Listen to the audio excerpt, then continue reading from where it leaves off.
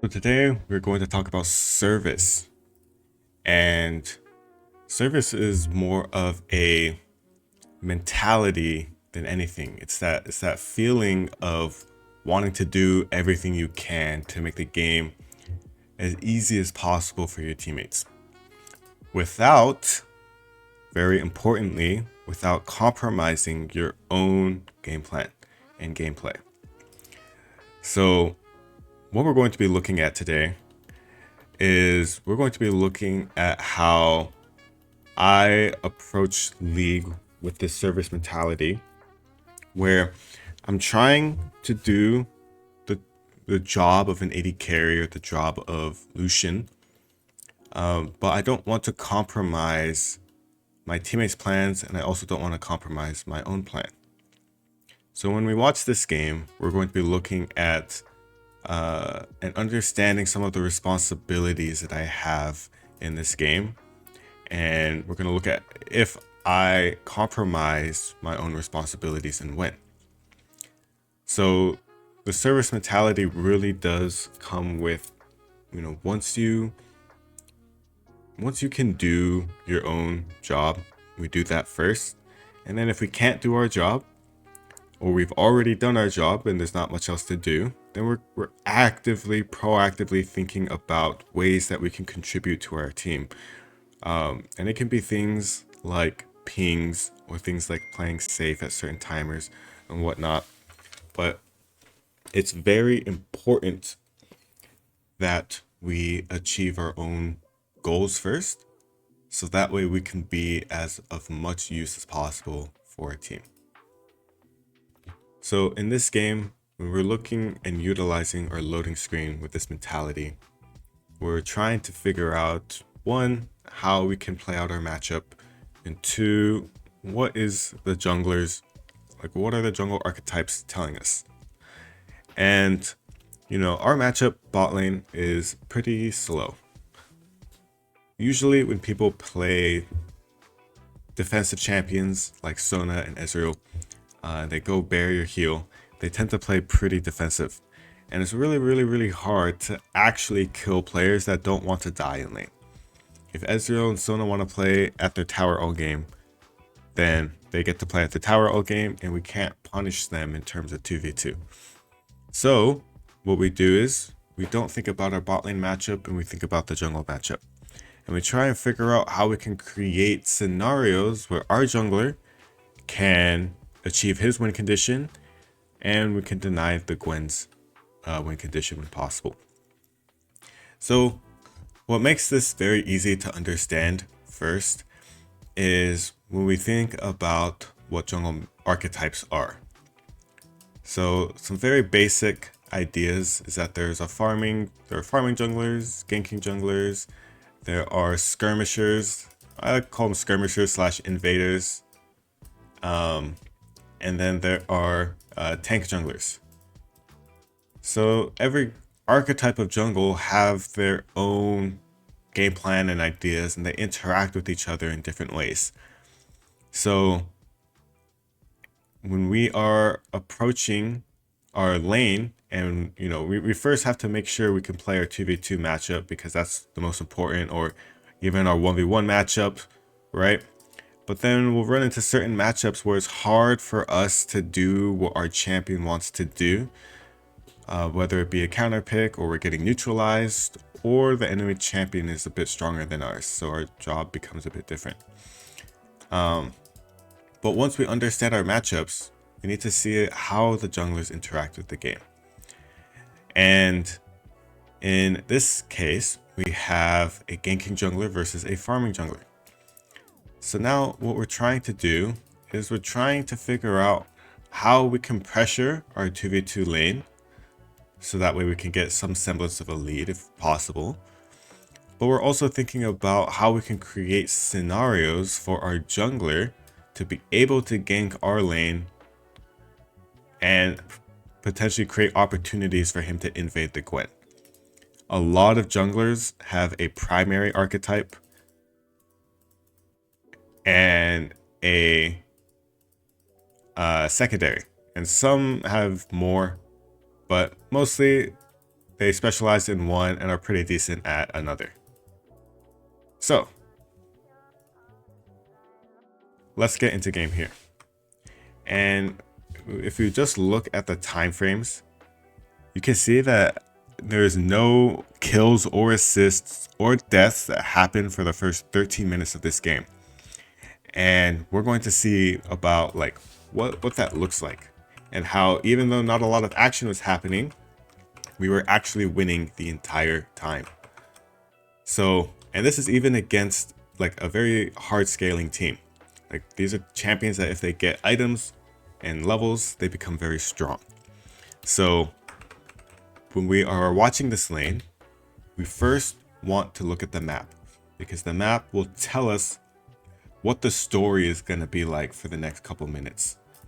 And we see that Rek'Sai is starting top side, and this means that he's naturally going to path into bot side. There's a chance that he can level 3 gank mid lane, or he can level 3 gank top lane. But until we see him cross over onto this side of the map, we know that he's eventually going to end up on this side at around 330-ish. Okay? And 330 is about when the cannon minion wave is going to be here on wave 4. So when we're watching our laning phase, you know, we still have to do our job in lane. We still need to make sure we're not getting hit by Ezreal poke. We need to make sure we're not giving Sona free Qs. We need to make sure we're punishing oversteps and mistakes and following up on the Renata engages, right? So, and we also need to make sure we're getting our minions as well, because that's part of the job of an AD carry, right? We need as much gold as possible, so it's really important that we get our gold. The important thing is that we don't have a lane winning mindset in the sense that we're like forcing trades. We don't want to force trades, especially against very defensive players, because we actually end up playing into their game plan. So we're just doing some like fundamental stuff. You know, I'm staying on the same side of the lane or positioning as my Renata, so in case she lands anything, I can follow up. But I'm not like actively looking for things, because I want to conserve my HP, and we're just buying time for the Rek'Sai. So I crash my wave, and now we are going to kind of just chill. And we can look at this and we can kind of think, or you might say that like we're not doing anything special here. Like, what are we learning? But League is not just about what you do, but also about what you don't do. And you can see what happens when you try and do things at the wrong time. I lose all of my HP, right? I got hit by a Q, a Sona W, a Sona Q, and an Ezreal auto, and I tanked the minions. And this was a really, very bad trade, because it's not in alignment with anything. It's not in alignment with my champion, it's not in alignment with my support, it's not in alignment with my jungler. So, you know, as you can see, sometimes all you need to do is chill, right? Now, you can also notice that even though I'm chilling, I'm not like giving them free space. I want to still make them work for it. I don't want to just sit at my tower and wait for them to come into me, right? Rest in peace, Cannon. But you can kind of see how I'm playing really far back now, because I'm paying attention to my jungler. And I'm trying to create a wave state where he can gank, right? This is me doing those acts of service to my team. And then you can see I'm baiting it, and then I go the same time he does. He flashes in. When we burn the Ezreal flash and the Sona flash. And then Renata lands a really nice Q, and then I miscalculate my damage, and he lives. But that's fine. So we were able to create that gank by managing our wave, by knowing that Rek'Sai is coming bot side. We didn't kill ourselves 2v2 before he got there. We didn't lose too much HP, even though I made that one error. And now we're going to see it continue. So the service mentality really is a lot about adapting to what's going on with the map. We can see that our Rek'Sai is topside now, and it would be a great disservice to him if I were to die to a Gwen gank right about now, or if I were to die 2v2 for no reason. So we just stay true to our champion and our role. We get our gold, and we try and bait the Gwen into ganking us, and then we just walk away because they have really bad setup, so we're not under much threat. So this wave state here is really, really comfortable because we aren't in threat of anyone. And we're waiting for our Rek'Sai to be back bot side before we look to do anything. We're not trying to win the game ourselves here. And then when we look at his camps, we can see that he has 2 camps available. So he might want to do those, which means that if we fight, we might end up pulling him towards our lane when he doesn't want to, right? And a lot of people will get baited by laners trading, and laners trade at terrible times sometimes, which ends up making the game too chaotic. But now, as Rek'Sai finishes his camps, our wave state is still like kind of nice. But I think I wasn't thinking about that at the time, so I just got the minions. But right now, Rek'Sai could look for a bot lane gank, or he could look for the dragon. And this is where I come into play. So something someone might do is see that their jungler and support are doing Drake, and they might just walk over there and sacrifice the wave to help them. But that goes completely out of alignment of our own job, right? We need to make sure we get our resources. We need to make sure we get our minions and we're not giving them free gold. So I don't really think about helping them right now because I still need to create the scenario to help them. And you can see me trading a little bit with Ezreal 1v1. And that's to make a potential gank easier for my team. And there was no counterplay because Sona wasn't with him. But now where my focus is at right now is that even though I'm looking at my screen, my eyes are looking at the map. And my decision making is going to be based off of what I'm looking at, right? I see that Gwen is top lane. I see that Rek'Sai is bot side. And I'm paying attention to what they're doing. And you might help them with Drake here, but you got to remember that we have to create our timers to help. So this is how people lose CS, like a lot of minions, is that they help at bad timers. And then they just lose minions for free. Or they just miss the last hits like I do. But I am chilling, right? I'm not losing my HP randomly. I'm not going for minions I shouldn't be going for. And I don't make it obvious that they're here with my body language. Or I try not to. But right now, the only thing I'm thinking about is just getting my crash and calling it a day. But I end up baiting them into going for that auto attack. But then Rek'Sai left, so. But I have no resources, so I push my wave and I go back. Now, even though I am down in CS, and well, I'm down in CS because I missed a lot of last hits. That's just some bad right clicking. But the game state is still really good right now. And what we're going to be doing is still tracking what our jungler and support are doing. And then we will be able to better figure out how our role plays into that. So right now, because our jungler and support are making a play, we have to play really, really, really slow on our side until there are more people on our map. And the service mentality helps you become more comfortable doing this. Because a lot of times an AD carry might be in the same exact situation, do the same thing I'm doing, but not feel as comfortable doing it. Like even this isn't that bad because Sona burned ulti. Even though I burned flash, I'm still soaking pressure bot lane. Was it unnecessary? Probably. But I actually don't feel as under threat as I did before because no Sona ulti. That's the only CC they have. And you can even see I'm trying really hard not to lose HP, so I play with my minion wave, so Ezreal can't Q me for free. And then Sona shows up mid lane. So now I know it's a 1v1, and I'm not under any threat. So the only thing I'm worried about is Ezreal engaging on me. So we just chill. We don't have to do anything. sometimes, right? Our teammates are making plays on Void Grubs, and I am hitting minions.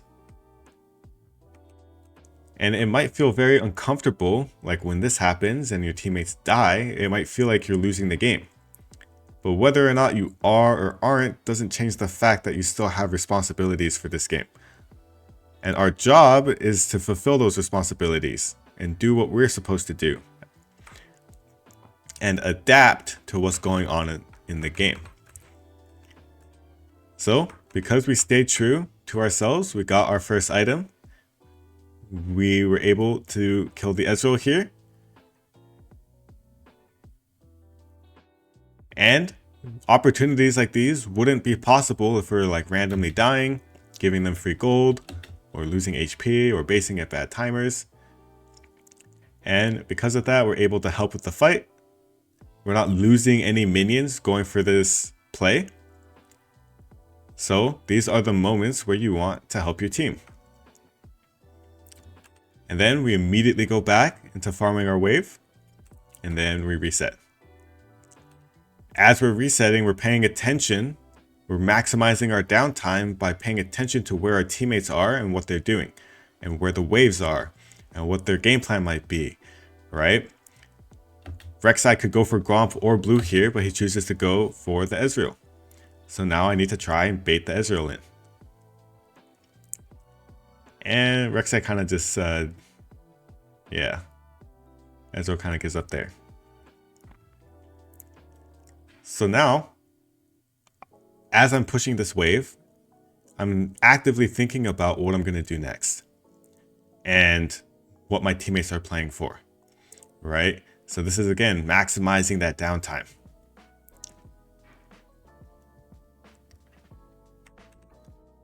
And then, during mid-game, when there are no minions to farm, you play with your team.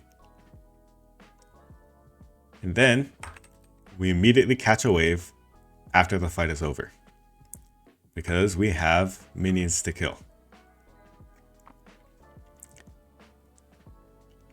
So the important, idea is that if we are able to kind of just pay attention to what our teammates are doing, you'll notice that you can actually help them by doing things at the right time and not doing things as well. When you feel like you have to do things in order to win the game, that is when games feel very, very difficult. So some quick takeaways of what the goal is, right? We always need to make sure we do our job first. And whatever this means to you, right? I don't have like a very clear definition of what the job of an AD carry is or the job of a champion, but you kind of get an idea based off of their kit. And, if you still simplify it, that AD carries are meant to do damage, you can reverse engineer it from like damage. We need to have gold, and then in order to get gold, we shouldn't die, right? And then it sounds like it's like a pretty simple job. But the important thing is that we're not skipping steps to help people, right? So we always need to make sure that whenever we help our team, that it is not making our game harder. And then there will always be exceptions to the rule. And it needs to be like one very, very important case. And then to kind of help out with whatever, when you're doing nothing, you still want to be thinking. You want to be actively thinking and gathering information and seeing where your jungler is, seeing where your support is, where your teammates are, where the waves are, where people could be. If we maximize our downtime, it'll help us with our decision making when we have to choose between, helping someone or getting a wave, or if we can even go for a wave to begin with. And in step 5, we're doing all of this because, we really want to be the team we want on our team. And, that's why individualism is very important, that we're able to do our job. Because if anyone who's worked at a like a fast food place or service place, I worked at a movie theater, you know, it's cool having nice coworkers and stuff like that. But if they suck at their job, I kind of don't like them, right? And if they make my job harder, I also don't really like that, right? And I don't really care how, you know, nice you are, you could say. Other people couldn't care less, but the type of teammate I want is the teammate that does their job, right? And when you get into those scenarios where you wish your teammates would just play for you, right? Not even thinking about them playing well individually, but just helping you succeed, you know, that's the type of teammate you want to be. The type of teammate where even when you fail to do your job, you can still help your team succeed, right? And that's what the service mentality is all about. It is all about becoming the teammate you want on your team.